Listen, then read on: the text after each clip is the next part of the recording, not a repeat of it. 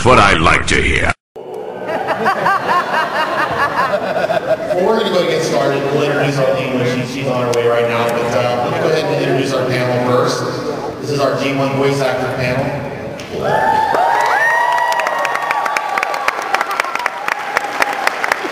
your left there, we've got Mr. Neil Ross, voice of Springer from G1.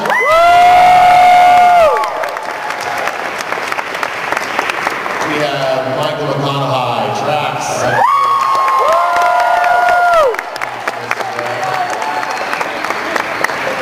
Next, we all know Mr. Gregg Berger is G1 Grimlock.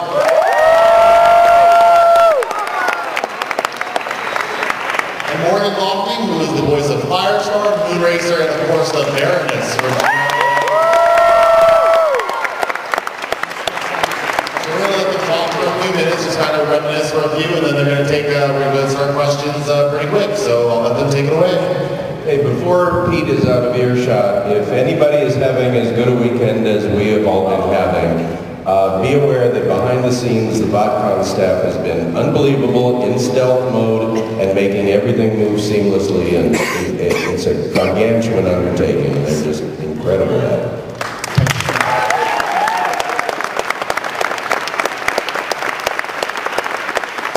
Well, the three of us have done a number of panels. This is Michael's first time up, so why don't we let him lead off if you want to? Just be gentle with it. Okay, well, it's been a couple of years since I've been at BotCon, and I'm happy to see that the faces are much the same. And do I have to be my own microphone? There we are.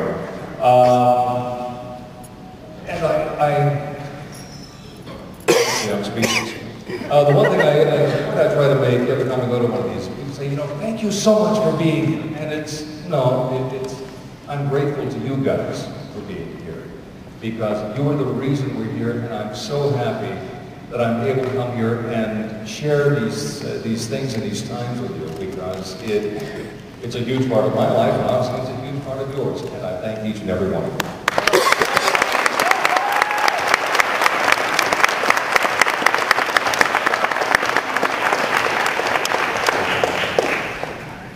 As long as there's a lull, I went home last night and I was talking to my wife and I said, the question that keeps coming up again and again, people get up and they say, why do you think this show survived and is remembered and so beloved after these many years? And I said, I just don't know how to answer that. And then suddenly the light bulb went off over the top of my head and I said, really we should turn that question around. We should be asking you. You, I think, know that far better than we do. I don't think we can see the forest for the trees. I don't know about the rest of the panel. I have a feeling it's the same thing. I was too busy to watch the show most of the time. I wouldn't be home. I'd be out working. You watched this far more than we did, I think. And we were, as I say, we couldn't see the forest for the trees. It was a daily thing that we did, and we worked, and we did our best, and we tried to do a good job. But you're the ones, I think, who can answer that question far better than we can. Let me just take a quick second here just to introduce Miss...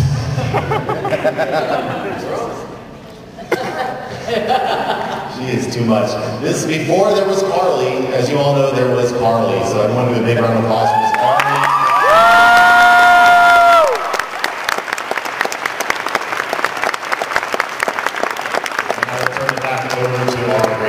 Thank you. Yes, I was, but I have no idea what I was saying.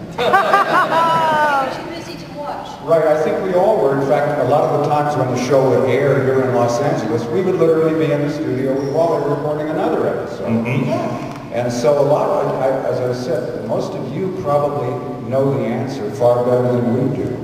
I think it was a lucky combination of ideas and people, and the sum became greater than the whole of the parts, if you know what I mean.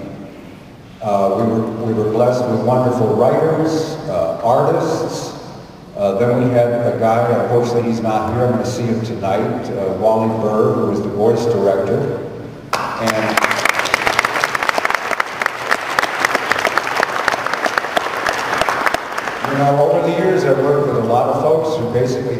attitude of, all right, come on in, boys and girls, let's bang this crap out. I want to be done by 2 o'clock. I've got an appointment. Wally had a vision. He heard the sound in his head, and he wouldn't rest until he got that sound on tape. It was tape in those days. I can recall many a morning when he would arrive, bleary-eyed and exhausted, and we would say, what's wrong? Are you sick? Oh, no, I was up till 4 in the morning doing these storyboards and these scripts, you know, making notes. I mean, he really took this seriously and worked his tail off. And he worked our tails off. And sometimes people would get a little resentful. But the fact that we're all here today vindicates him, in my opinion. Absolutely. And when you look at the, if you just look at the show and look at the show without hearing the show, there's not, as I'm sure you well know, you're all pros, there's not a flow of picture. But what Wally did was give every line a movement. It wasn't just word, word, word. It was the actions and the sound of this thing. And the tricky thing, of course, about being a voice actor is you kind of have to stay right here with your mouth and with your head, but everything else can go. You can have your feet vibrating, you can have your... And he was fabulous at getting you to give that line life. And that, I think, is what helped bounce those fabulous pictures and make the show really sing. I want to add on to what Neil said about the sum being greater than the whole of its parts.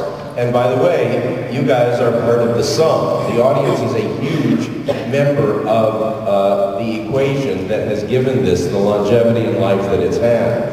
When we were doing it, absolutely. And the thing that makes the sum greater than the whole of its parts is when you've got people like Wally was, who are only interested in finding out how early you have to get up, how late you have to stay up to make it everything that you want it to be. I was a relatively new kid when I got Transformers, and I sat and honed just by watching people that I was in awe of when I started on the show, so it was an immersive experience for me. It was a quantum leap for me, and it was like growing up for me with the opportunity to work with the best. And I'm not undervaluing my contribution. I did what I was there to do, but I felt like I had a lot on the line every time too. I still do. I think it's got to be for all the marbles every time, every time, every time. And then the secret is to make it not feel like it has the pressure of being for all the marbles every time, every time. But when the fans came into the equation, it was at BotCon. The first BotCon I did was Raleigh-Durham, North Carolina. It was me, Michael Bell, and John Stevenson. And I knew our show, but it was fan input that let me know where it was going from there and how much care and feeding subsequent incarnations were getting, and to keep the story consistent, to bounce back, to make referrals. It's unbelievable from a writing standpoint, from an art standpoint, from a directing standpoint, from an acting standpoint, but most importantly, if you want to know, like Neil just said, where the longevity comes from, it's from the fan insistence that the level of it be up to the fans' expectations. And I think when I started voicing cartoons, all I was thinking about was the gig and the joy of doing the voices and creating somebody who wasn't really there. But I never thought about the people at home who were watching. And the first time I met a fan must have been maybe 18 years ago. And it was the G.I. Joe, it was the Baroness. But anyway, it was a guy who probably would have been about 8 years old when Joe first came out. And I said, oh yeah, and I did the Baroness. And there was this silence. And what? And all of a sudden, I'm looking at a totally different person and I began to understand, because that I somehow was a very big part of this guy's growing up. And it had never occurred to me like that. And I'm still processing that. I'm still processing the idea that someone comes up to me and says, thank you for coming. And I want to thank you for being there. Can you come into my real life, you know? And because I'm going to go back to my real life and nobody's going to say, thank you for coming. And I'm going to miss you all.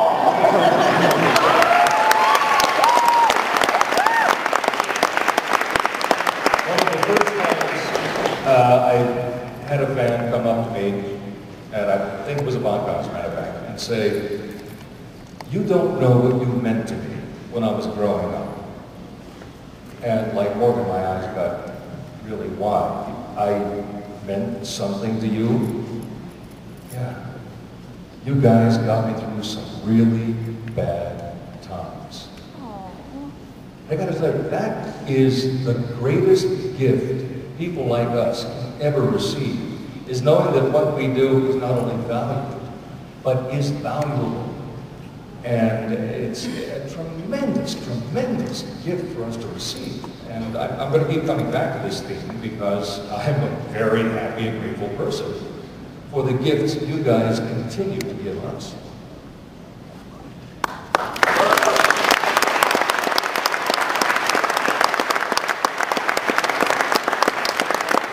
I noticed people started to line up to ask questions and then they sort of gave up. Are we going to take questions? We're just going to... Yeah, if you want to line up, you know, we're just riffing, and trust me, we can talk endlessly, but otherwise It's going to get modern beyond that. I just have to say thank you for all the hugs and the warmth, and as we have maybe affected your lives in any such way, you all, because of your spirit, have done it to each other and those that you don't even know, that you smile and say hello and nod to. So it's the type of personality that's here today, that's so giving and so enjoyment of fun. I compare this to the '84 Olympics being in the city, which the spirit is grand, and you folks have it. So thank you. Now I'm going to throw in one other ingredient that has not been mentioned so far, and that's fandom with fandom, and the camaraderie that all of fandom has with all of fandom. I was at Auto Assembly in Birmingham, England. I was thousands of miles from home, and there was a reception on a big deck patio kind of area, and people who knew each other really well, but only through cyberspace, were bumping into each other, and had come from different countries and different provinces and different everything. But it wasn't like there was any getting acquainted period, because cyberspace had offered all of them, all of you, and all of us the opportunity to be friends before you ever actually physically meet. I think that's unbelievable, and I think it's, yeah. Amen, sister! Something like that. I just want to do that, sis.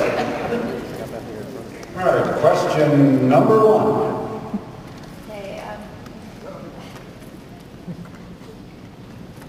Of all the episodes that you've done, what is one of your favorites? The one in which I've had the most lines.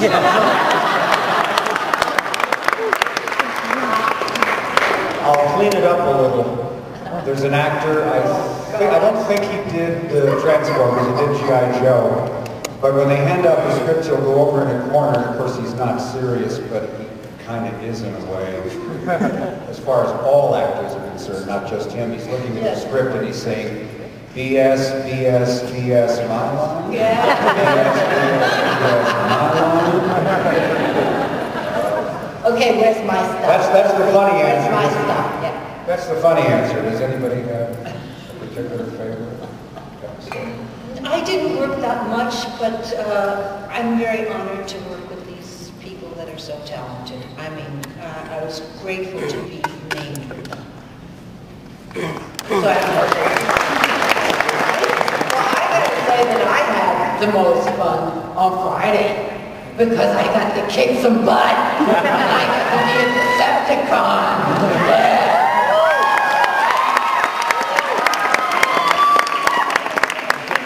As far as specific episodes go, in my case, I think my favorite would be God Gathered. Because finally, Cosmos got to do something!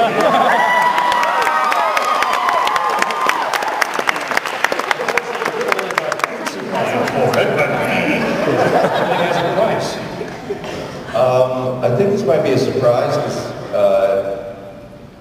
I think my favorite episode, although the arc of this character was shorter lived, was Fire in the Sky when Sky Fell. And I think that because I think he may be the most complex, conflicted character in the series because there's a lot of life questions. How do you, if you're born noble, if you're born or created good, and you're immersed in bad Decepticon stuff, just all of the moral dilemma. I'm not trying to get like overly. You asked. Yeah. So I always thought that was so incredibly interesting, just from a human perspective and a robot perspective, because it brings up really deep questions of how do you be good in the presence of evil.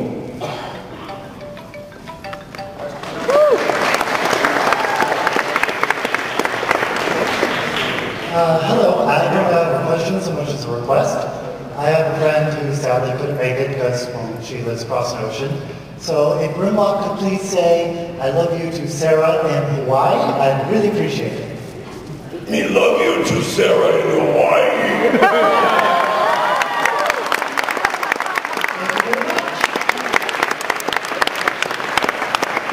Hey guys, first off I want to say these people are some of the most talented, nicest people you'll ever meet, and I'm always honored to have them at BotCon or any convention they go to, so I want to give you guys a round of applause for that.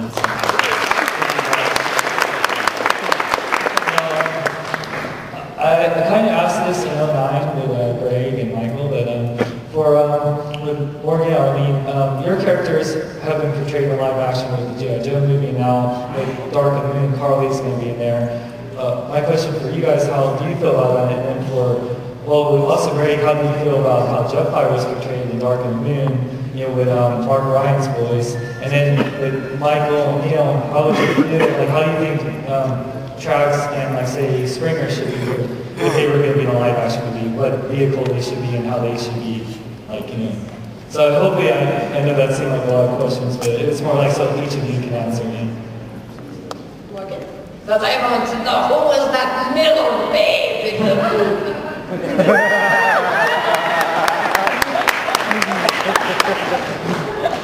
I would throw in that I think each incarnation has its own kind of truth that's inherent to that depiction.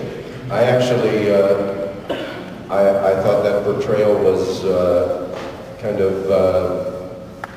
sincere and passionate and interesting, and when I see a feature that is as visually realized as that was, I just go along for the ride, and I'm not in the equation, so I take myself out of the equation. I can only speak to it as an audience because it's a different story told through a different perspective. My only thing about the features in general, aside from the fact that they're irresistible eye candy, cinematically it's incredible. But I think the choice was made to make it movies about humans with robots in them, not movies about robots, which is what we did in the animated feature. Don't get me wrong, there's absolutely nothing bad about giant freaking robots. But what Gregg said is quite true. The human aspect of the stories is the important thing. And every new vision of this idea of the Transformers, however it is presented and however it comes to happen, brings new ideas and new approaches because there are new eyes and new hearts behind it. But the point is, there are hearts behind it. And there's no wrong way to tell the story.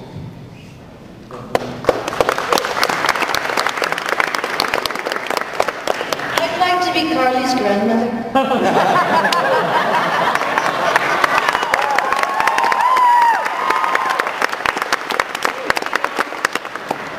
That's it. I didn't quite get the question. Since Springer has been in there, how would you feel he should be portrayed? If they would do a fourth movie, how would you want him to be? Besides being able to voice him again, what vehicle would you want him to be? What vehicle? Yeah. Well, he's been a helicopter in it. Would you want him to be turbo changer still, or would you want if you could pick a cool car, what would you want him to be? I'm the wrong guy to ask. I drive. A bicycle. I drove a Volkswagen, and now I have a Toyota Camry. I'm not a car guy, The ideal car for me gets me there and does it dirt cheap. So, just to piggyback on what Michael said, every incarnation, it's different people, it's different visions, the zeitgeist has shifted. It is what it is. And, it's their project. It succeeds or fails, and they're perfectly entitled to take their shot their way. Neil will be selling the zeitgeist. Yeah, what does that transform into? It means the prevailing socio-political climate of any given time.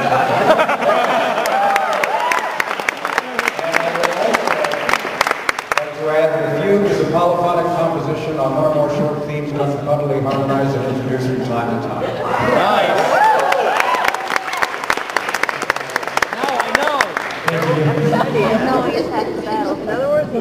Ladies and gentlemen, thank you again for coming to this BotCon. I just have a few comments and not really questions. One, Ms. Lofting, I wish they had used the female Autobots more. I think it's a crime that we get to see more of them in the show.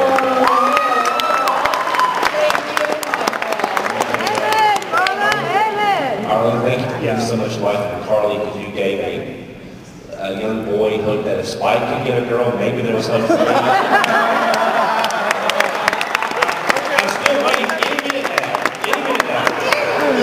I'm going to say Robots in Disguise and the Phantom is one of the underrated gems. I wish everybody could see it now and look back with maybe slightly older eyes on how wonderful Robots in Disguise is. And for that and for your participation in Stratus and Cosmos, 2 years ago I gave you a Cosmos because you did not have one. This year I was very lucky enough, thanks to my roommate, I had a track, so I'd like to give you as well. Aww.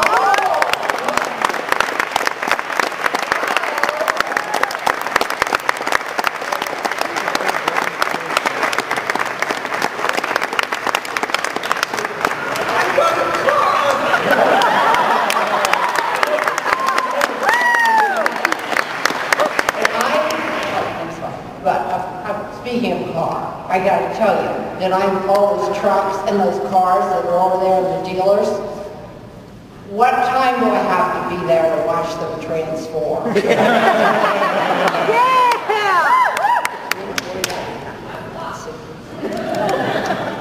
I have a comment question. First off, you're talking about how back in the day your work helped a lot of kids out through difficult times. And I want you to know that that still is true even today. There are times when I'm having a really hard time or having a lot of stress, and I take one of my DVDs and pop it in, and either something in the episode just speaks to what I'm going through, or it just helps me relax, and you guys still help, even today, whenever we're having a difficult time. So, just...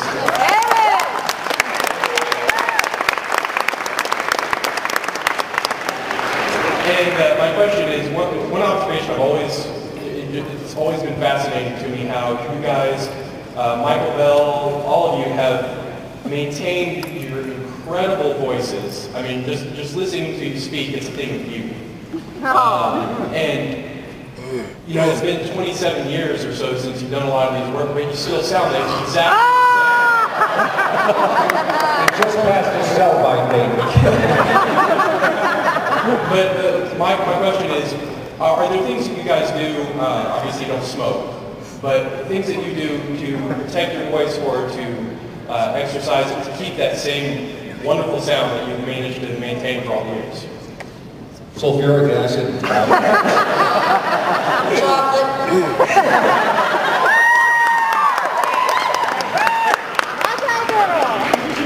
I've often meant to study up on the physiology of the human voice. Someday I guess I'll get around to it. I really should have. I actually did smoke for about 10 years like an idiot. Thank God I quit. I don't know what the rest of you guys, I have bad voice days. You know, women say, oh, I'm having a bad hair day. I'll have a bad voice day. Some mornings I get up, there's no problem. I say, where the hell did that voice go? I have to make a good job of it. You guys have that problem?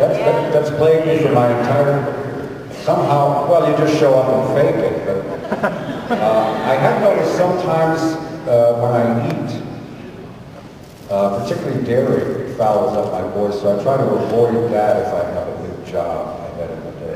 What is that thing that goes in coffee, the cremora, the Dairy dust. yeah. Cremora, isn't that where you take the little pieces and you build your own friends? Cremora, they used to hide on vacation. I would just throw in on a more serious note that, you know, it's a muscle, and if you are in construction, you're going to be sore at the end of the day, and if you go back to work the next day, your muscles will give you more. We happily, if we're lucky, get a lot of chance to do that muscle building under somebody's employ, but if not, you know, you work out the same as you would work out anything else. It's a muscle that gets stronger. When I teach, I tell students I can't get them a job, I can't get them closer to a job, but I can make them stronger than they were when they started. It's all, whatever it is you do in your life, everything requires some gym that you go to. Plus, you know, as a rule, try and phone it in one day or fake it or whatever beyond a certain degree is not going to be accepted by the people on the other side of the glass anyway. You're just going to end up staying longer, working harder until you get to where it needed to be in the first place.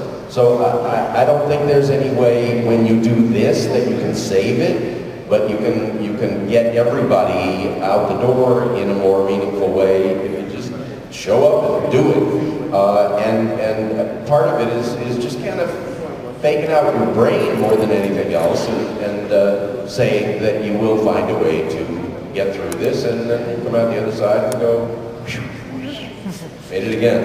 Thank you very much. I have a mouth that doesn't move sometimes. I don't know. It's like it has to be awakened. So I will do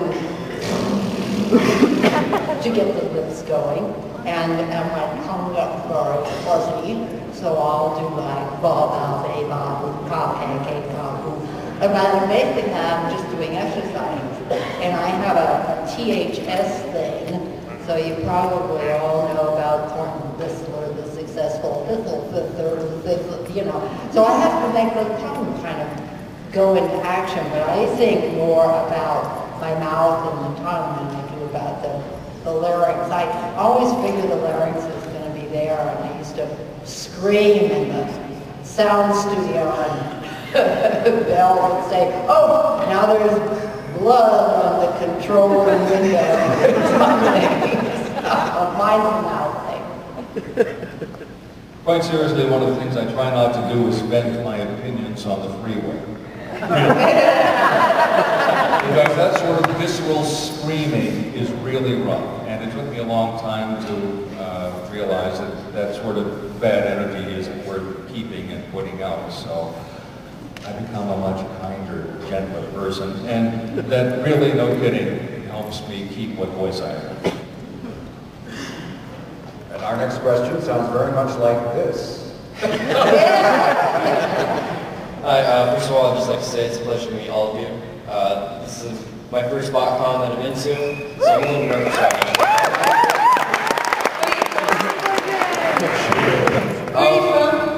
I was wondering, now that Michael Bay is finishing up his take on Transformers, is there any chance that you guys will get together and make a real movie for us?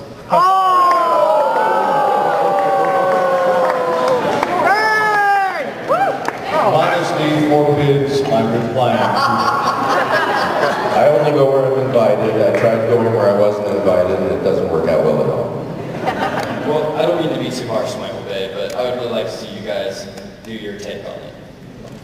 Well, that's very kind of you. I think if you look at the grosses for the movies. It's done okay.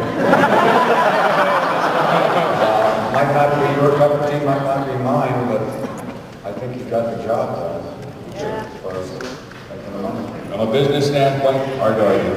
But thank you for your support. Thank you. Right, this is for Michael. In the Robots in Disguise cartoon, you were Hotshot and Ironhide, and not only that, but you were the only member of the voice cast that had any past experience in Transformers cartoon. How was that like working with a new cast that did not have any past experience where you're the only veteran Transformers voice actor? An entirely different experience, because Robots in Disguise was dubbed. It was done from an existing Japanese animated series. Hard Robots. And it was incredibly restrictive, and it was for an entirely different audience. There was some crossover, but the approach to it was entirely different. It was prototypically anime, because you had robots sweating, and their heads exploding, and you know, a metal shark flying through the sky, going to pieces, reassembling. You know how often that happens. I wrote a couple of the episodes, and I was co-directing on it, and we did a pretty good job, I think, of trying to bring this new generation of voice actors a little closer to where we had been in the first generation. But that being said, it was an entirely different recipe, and it's not really fair to try and compare. I do have one regret, which is they gave me the role of Ironhide, and they gave it to me late in the series, and unfortunately everyone had already been doing their Cullen rips, so Ironhide in Robots in Disguise is not what I would have preferred it to be, which would have been an homage to BC.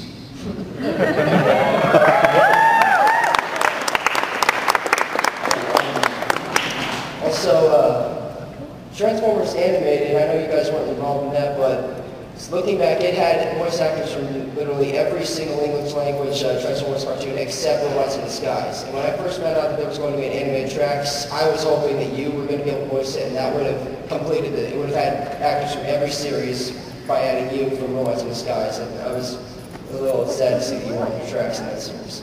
I don't think they knew I existed. No, seriously.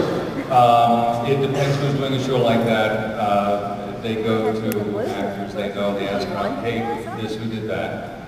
You know, these are the breaks. It was just one line, but still would have been nice to hear you say it. Damn it, you're absolutely right.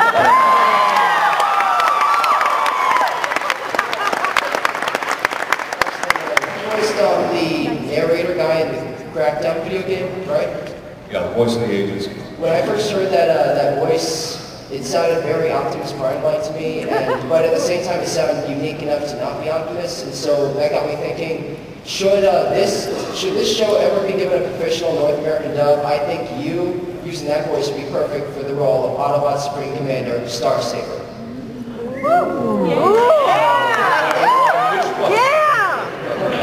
Where do you start with it again? It fits his personality completely. Thank you so much. Perfect. Can you come to the mic? Would you tell me where you're from, or all of us where you're from, please? Otherwise, she's going to ask. Yep. Everybody. I'm from Idaho. I'm pretty sure I'm the only person here from Idaho, but Thank you. my question is again for Mike. This is one that's plagued me for a long time. I'm sure you've heard it before. What the heck is Cosmo's accent supposed to be? You don't know? I was very carefully guided into the character of Cosmos by Wally Burr. Cosmos is one of the worst done Peter Lorre impressions. And the kicker to that is that with that particular character, because Cosmos is always sort of, sometimes, you know, it sounds a little Mexican. Cosmos is a flying grease patch. When you step on it, you're going to skid one way and another. It's all part of his inevitable charm.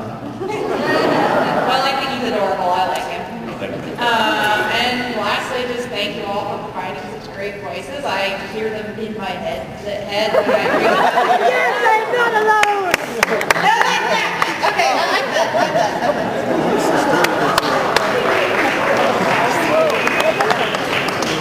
Hi, I'm Greg Berger, New York. Actually, my question's for both Arlene and Morgan. Morgan, in a recent club interview, you had mentioned that when they originally cast in G1, I think it was G1, that they were going to go to more androgynous voices.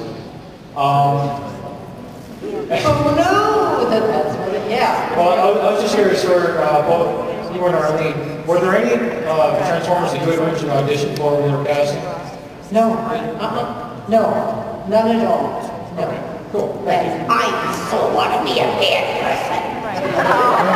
Frustrated. You're doing so well. I Never mind how already there. That guy just asked my question, so I didn't mind that. Thanks, guys.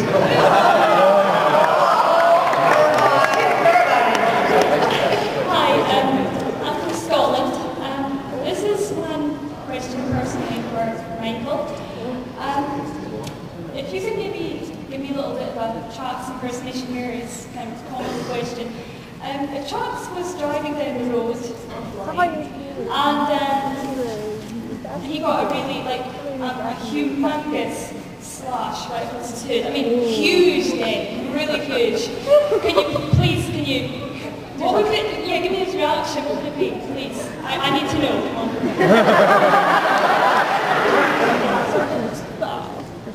Well, I refuse to admit that I should have asked directions because I have a good sense of where I'm going. What the hell is that? Is that mud? No, there are cows!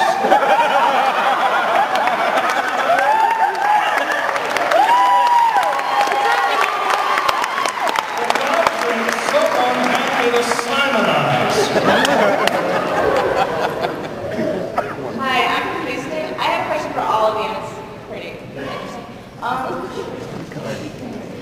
Can all of you in your characters' voices pretend to make a crank call right now?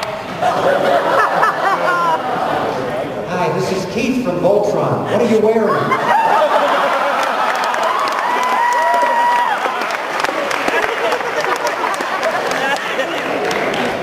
I think I should answer that, but it's beneath me. But if you want to start the car, you have to grab that thing on the front and turn it around and around.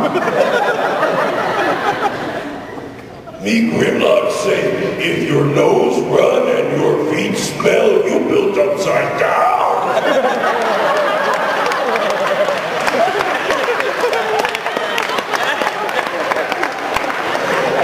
Grimlock, let me down, get off my foot. I'm going to take the stuffing out of you.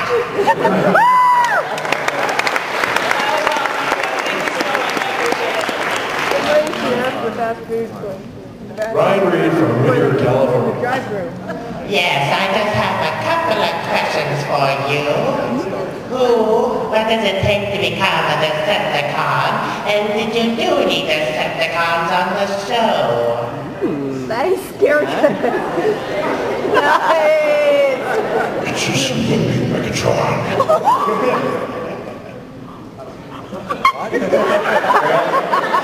I'm a little frightened.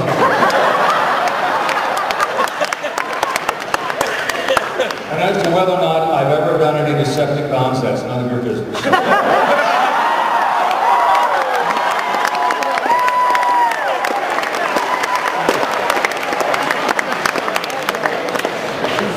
He would like to know what you're wearing.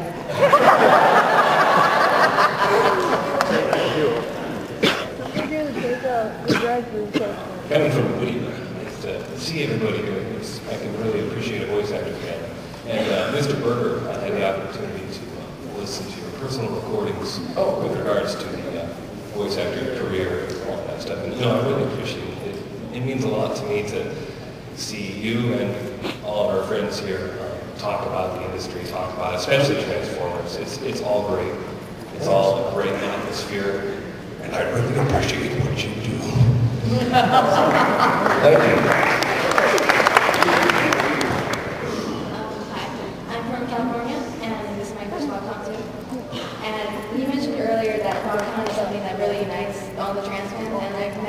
awesome friends here that come from all over the world. And one of my new friends, Taylor, she's not in this panel, but it's her birthday today, and I was wondering if I could get Grimlock to sing happy birthday. Happy birthday to you. Oh, I missed it. Hey, it's just like being back in the studio. Grimlock sings flat, I don't. You think a trans man would be better with technology? Take 3. Wait, I'll tell you when.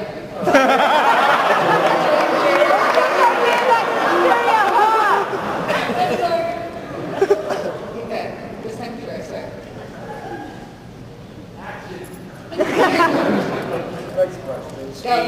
Panel is running long. Happy birthday to you. Happy birthday to you. Happy birthday to you.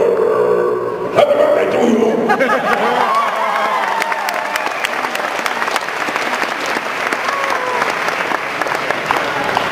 Hi, I'm from Michigan. I just want to tell Michael, Trax always been one of my favorite characters. You did an amazing job with him.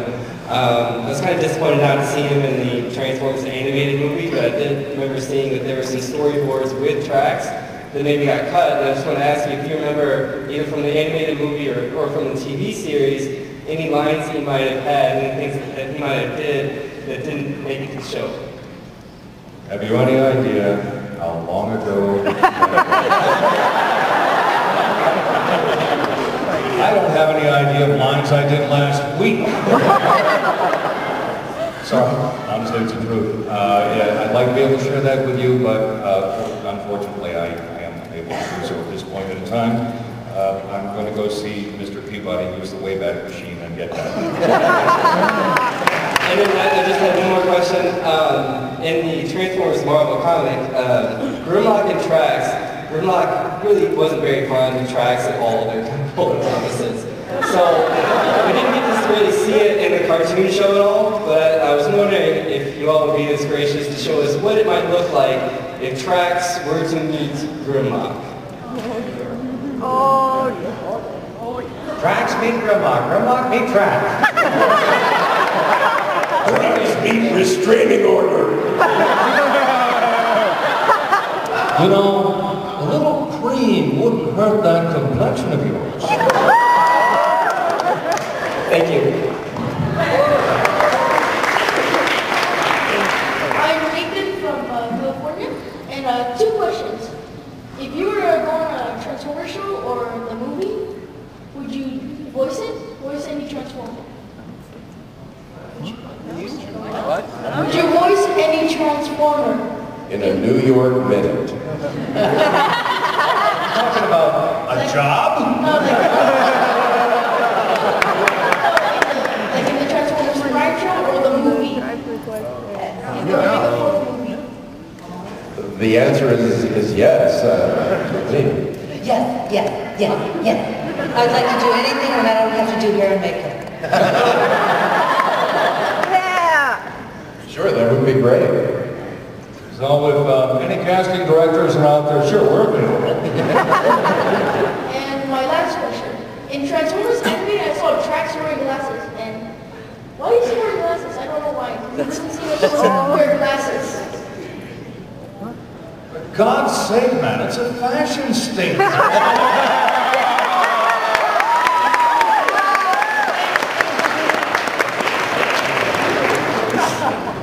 Because he's just that awesome. I think some of you know me. I know you guys. I've been coming to BotCon more often than not since '95. Since the last 7 years, I've been a part-time online journalist. I've had the pleasure of interviewing some of you. I've spent some quality time with you. I have to tell you guys, it never ceases to amaze me how genuine you guys are. The lack of ego, and I just really appreciate that as a fan. That you can walk around like rock stars around here, and you choose not to. Wait, we can walk around like rock stars? I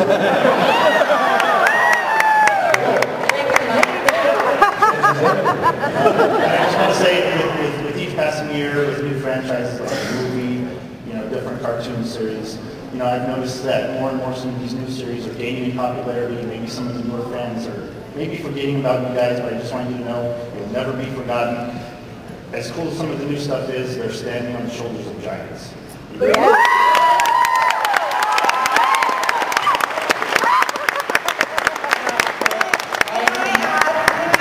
Please, excuse me, how cool all of you are.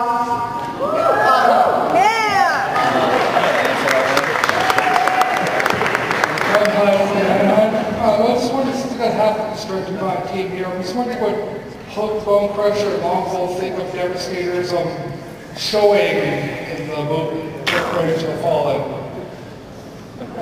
Like his he exposed himself. I exposed myself on a loading dock. I'll tell you this, I didn't join this outfit to be no dump truck, and I didn't join this outfit to be no junk truck.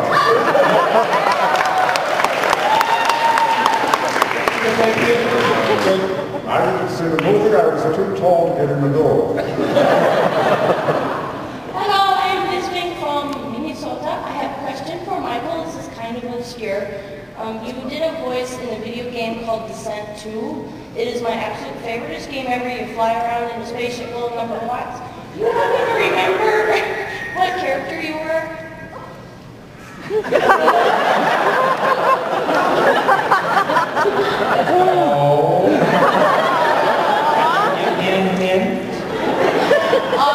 He's got thousands of people running around. Was I bigger than a bread box? You're either an obscure sound effect, or Dravis, or Vertigo one. Pick one. Or all three. I was obscurely Dravis doing the sound effect.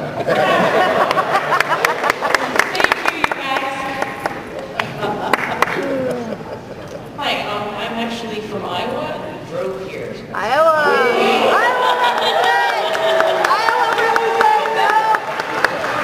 was wondering, when you got the voices for the characters, did you have your own inspiration for them, or was the director, Wally, was he sort of guiding you into those voices? Wally cast me because Carly was very smart.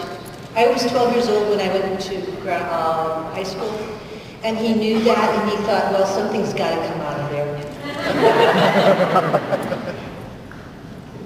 Generally speaking, the process of those auditions was you would arrive, there would be a picture of the character and perhaps a one-paragraph description. You would begin to formulate a voice in your head. You would go in, you would begin to perform, and then Wally would sort of tweak you from there. And ultimately, you would arrive at something that worked for both of you, and then he would work you through the audition. The auditions were some of the best auditions I've ever done, in that they were written specifically for the audition itself.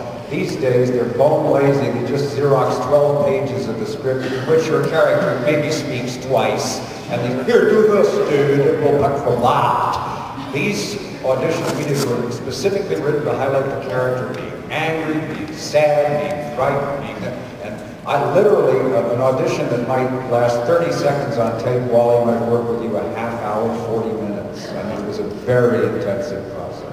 Everything Neil said, plus, because they essentially were character monologue. But that whole audition thing is I would say, maybe my favorite part of the whole process. Me too. Because the writer has labored over a breakdown, and the breakdowns for animated characters, particularly Transformers animated characters, may be as in-depth or more in-depth than an on-camera audition. They have a breakdown, but a writer has labored over this. An artist has already labored over this. We're the last one in and the first one out, but our job is to sort of put all the clues together and all the pieces together and stir it up and see what comes out. There's a great camaraderie in the waiting rooms, but everybody's got this task in front of them. So you're looking at, and Wally would put out, like, as I remember it, all the characters for a given day. So you'd sort of get a sense of who you might be interacting with and stuff. And it was all, I mean, I see it all as kind of this delicious jigsaw puzzle, and you internalize and implode, and steam comes out your ears, and then you figure out where you're going to go. And then you've got a fantastic director in the booth who already knows where he you would like to see it go, so you make yourself as flexible and directable as you can. And then you get a call from an agent if you're very, very lucky, and they say they picked you. And that's always a fantastic day. And when you're out in the waiting room and you've got a script and you've got this breakdown of what they might want, and I remember this especially from G.I. Joe that Don Turvich was casting, that you're going to take that bit and you're going to go off somewhere where nobody's going to hear you, and you're going to do that voice out loud. You don't want anybody to copy it, but you're going to find a very quiet place where you can work and you can start to hear it in your head and get some colors happening and to figure out how you're going to, again, get the energy in your body so you're staying on mic, but it's coming out. Thank you very much. All right, I want to go ahead and thank our voice actors for taking part in today's panel. Everybody give a big round of applause, please.